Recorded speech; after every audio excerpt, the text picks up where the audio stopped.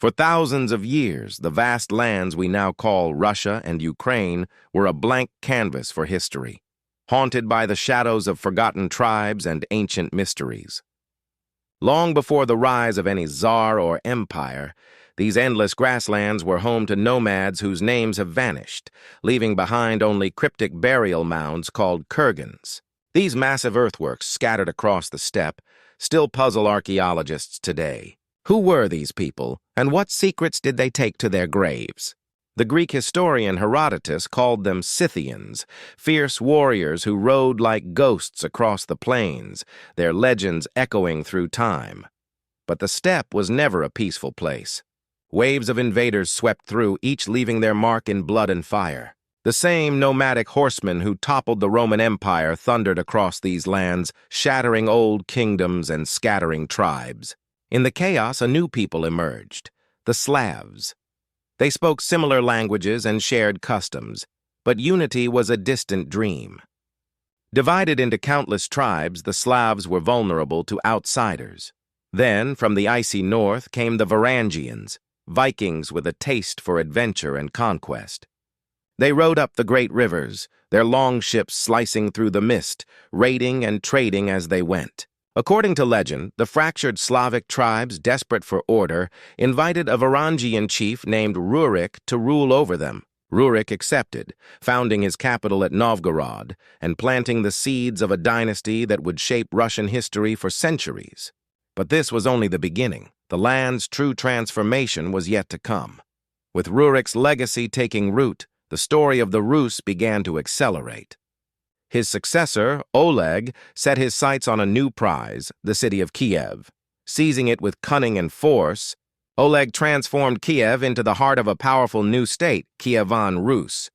Suddenly, the scattered tribes found themselves part of a rising force, one that would soon rival the great kingdoms of Europe. Under the rule of Yaroslav the Wise, Kievan Rus reached its golden age. Laws were codified, new lands were conquered, and the capital became a center of culture and learning. For a moment, it seemed as if nothing could threaten this blossoming civilization. But the real turning point came with Vladimir the Great.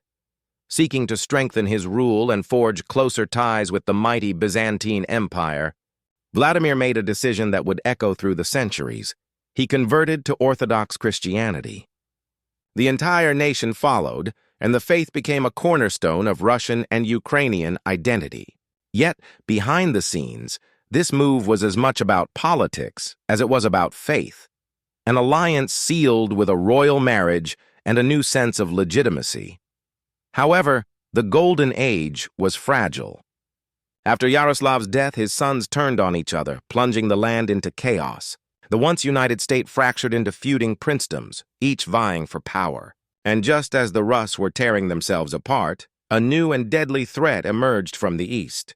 The Mongols, led by the legendary Genghis Khan and his ruthless descendants, swept across the steppe like a storm. At the Battle of the Kalka River, the princes of Kievan Rus were crushed, and though the Mongols withdrew, their shadow loomed large. The stage was set for an era of devastation and upheaval, one that would test the very survival of the Rus. Mongol invasion was more than just a military disaster.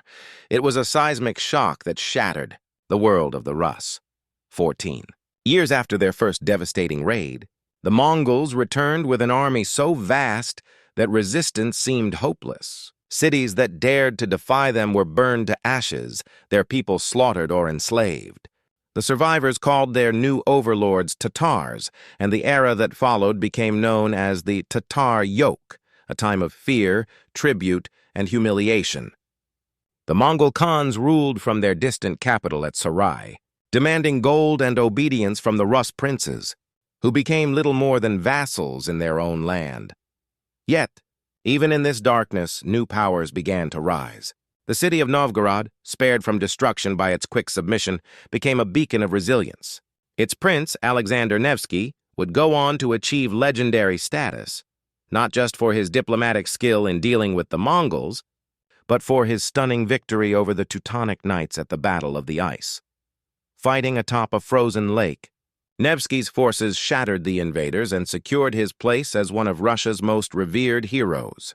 But the Mongols remained the true masters, their grip tightening with every passing year. Amidst this turmoil, a small principality began to grow in influence: Moscow. Founded by Alexander Nevsky's son Daniel, Moscow's rulers proved adept at navigating the treacherous politics of the Mongol era.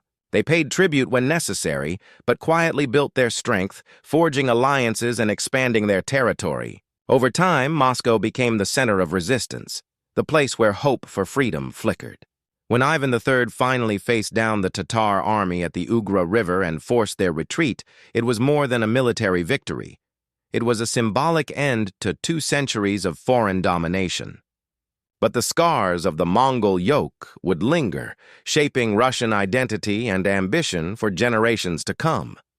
With the Mongol yoke finally broken, Moscow's rulers wasted no time in forging a new destiny. The rise of the tsars marked an era of ambition, brutality, and relentless change. Ivan IV, crowned as the first Tsar of Russia, would become infamous as Ivan the Terrible, a ruler whose name still sends chills down the spine. At first, Ivan's reign was marked by bold reforms. He modernized the army, restructured government, and expanded Russian territory by conquering the Tatar strongholds of Kazan and Astrakhan. But as power consumed him, Ivan's paranoia grew. He unleashed a reign of terror, turning against his own advisors and even his family. In a fit of rage, he struck down his own son, the heir to the throne, with the royal scepter, a moment that has become a symbol of the dangers of unchecked power. But Ivan's death brought no peace. His weak successor, Fyodor I, died childless, plunging Russia into chaos. The throne became a prize for impostors and opportunists, each claiming to be the rightful heir. Famine, plague, and foreign armies ravaged the land. Polish troops occupied Moscow, while Swedish forces seized Novgorod. The population was decimated, and the very existence of the Russian state hung by a thread. This era of anarchy became known as the Time of Troubles, a period so dark that up to a third of the population perished. Desperate for stability, the Russian assembly elected a new Tsar, Mikhail Romanov, just 16 years old. His dynasty would rule for the next 3 centuries, but the scars of the Time of Troubles would never fully heal. Under the Romanovs, Russia began to rebuild, but at a terrible cost. Tsar Alexei, Mikhail's son, introduced a new legal code that turned the vast majority of peasants into serfs, bound to the land with no freedom to choose their fate. For millions, life became a cycle of inherited hardship, a system that would define Russian society for generations. The age of the Tsars had begun, but beneath the surface, old wounds and new resentments simmered, waiting for their moment to erupt. As the Romanovs tightened their grip, Russia's ambitions grew bolder, and so did the cost of progress. No ruler embodied this more than Peter the Great, a Tsar obsessed with dragging his country into the modern age. Peter's vision was radical. He wanted Russia to rival the great powers of Europe, no matter what it took. He forced the nobility to adopt Western dress, taxed beards as a symbol of old ways, and sent young Russians abroad to learn the secrets of shipbuilding and science. Under his iron will, Russia built its first navy, reformed its army, and founded a new capital, St. Petersburg, on the windswept marshes of the Baltic coast. The city rose quickly, but at a terrible human cost, with thousands of serfs dying to realize Peter's dream. Yet by the end of his reign, Russia had emerged as a true European power, its influence stretching farther than ever before. But modernization brought new tensions. After Peter's death, the throne passed through a series of hands, each ruler leaving their own mark. Then came Catherine the Great, a German princess who seized power in a palace coup and ruled as an enlightened autocrat. Catherine corresponded with philosophers, championed the arts, and founded schools and theaters. She expanded the empire southward, crushing the Ottoman Turks and annexing Crimea, a move that still sparks debate today. But Catherine's reign had a darker side. When a massive peasant revolt erupted under the renegade Cossack Pugachev, the response was swift and brutal. The rebellion was crushed, and the grip of serfdom tightened even further.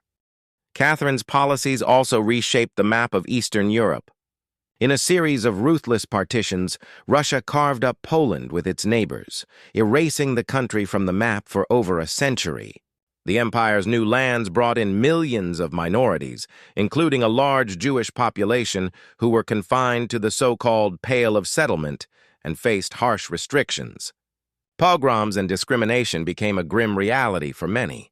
Behind the glittering facade of palaces and enlightenment, the Russian Empire was a place of deep divisions and simmering unrest, an empire built on both ambition and oppression, where the seeds of future upheaval were already being sown. As the 19th century unfolded, Russia's empire seemed unstoppable, but beneath the surface, cracks were spreading fast. The country's rapid expansion brought it into conflict with powerful rivals, and the cost of war began to expose the weaknesses of the Tsarist system. The Crimean War was a humiliating blow. Russia's outdated army and crumbling infrastructure were no match for the combined might of Britain, France, and the Ottoman Empire. The defeat forced the Romanovs to confront a painful truth. Russia was falling behind the rest of Europe. In response, Alexander II launched a wave of reforms, the most dramatic being the emancipation of the serfs. Hailed as the liberator, he promised a new era of hope, but for most former serfs, freedom meant little more than a new kind of poverty. The empire's troubles didn't end there. Russia's defeat by Japan in 1905 sent shockwaves through the world. A supposedly backward Asian nation had crushed one of Europe's great powers. The loss triggered a wave of unrest at home. Workers marched on the Winter Palace, only to be met with gunfire in the tragedy known as Bloody Sunday. Strikes and protests erupted across the country, and the Tsar was forced to grant limited reforms, including the creation of a parliament, the Duma. But real power remained tightly held, and the old order refused to loosen its grip. Meanwhile, the royal family's inner circle was rocked by scandal.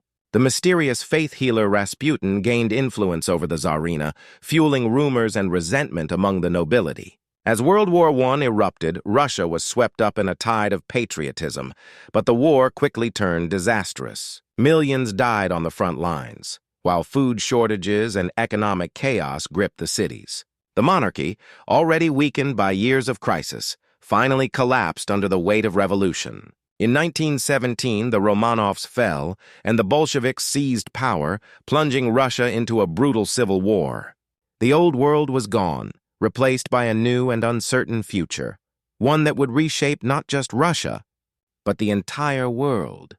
Even as Russia's past seems carved in stone, its history remains a battleground of controversy, myth, and speculation.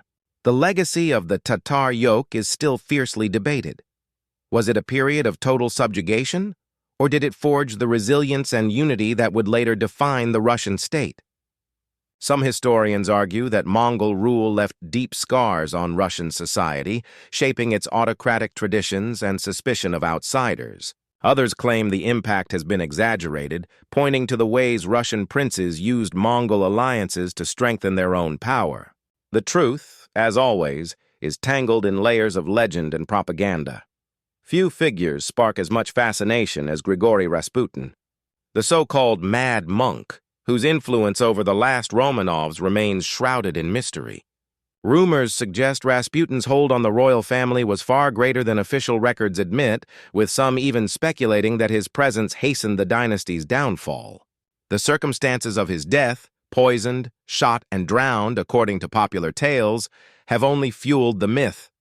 To this day, debates rage over whether Rasputin was a sinister manipulator or simply a scapegoat for a crumbling regime.